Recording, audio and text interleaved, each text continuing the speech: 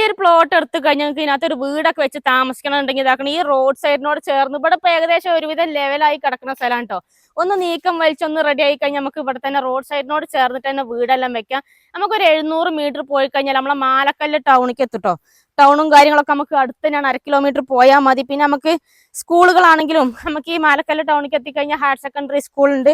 അതുപോലെ തന്നെ ചർച്ച് ആണെങ്കിൽ നമുക്ക് മാലക്കല്ലും ചർച്ച് ഉണ്ട്. കള്ളാർ എത്തിക്കഴിഞ്ഞാൽ അവിടെയും ചർച്ച് ഉണ്ട് കേട്ടോ. അപ്പൊ അത്യാവശ്യം നല്ല സൗകര്യവും കാര്യങ്ങളൊക്കെ ഉണ്ട്. ടൗണും കാര്യങ്ങളൊക്കെ ആണെങ്കിൽ എല്ലാ സൗകര്യങ്ങളും ഉണ്ട്.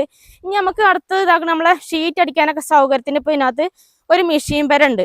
അപ്പൊ ഞാൻ ഒന്ന് കാണിച്ചു തരാം. ഇനിയിപ്പോ വേണമെങ്കിൽ നമുക്ക് വെള്ളത്തിന്റെ സൗകര്യത്തിന് ഒരു ബോർവെല്ലോ അല്ലെങ്കിൽ ഒരു കിണറൊക്കെ ആക്കി കഴിഞ്ഞാൽ വെള്ളമൊക്കെ ഇഷ്ടംപോലെ കിട്ടുന്നതാണ് കേട്ടോ. നമ്മളെ പ്ലോട്ടിലോട്ട് വരുന്ന വഴി നമുക്ക് തൊട്ടടുത്തുള്ള പ്ലോട്ടിൽ ബോർവെല്ല് കാണിച്ചു തന്നില്ലേ. അപ്പൊ ഇതാക്കണേ മെഷീൻ വരെയാണ് ഇപ്പൊ ഈ കാണുന്നത്. 2 മെഷീനുണ്ട്, പ്ലെയിനും ഉണ്ട്, അച്ചും ഉണ്ട്. അത്യാവശ്യം നല്ല സൗകര്യത്തോട് കൂടിയിട്ടുള്ള ഷെഡ് ആക്കിയിട്ടുള്ളത് കേട്ടോ.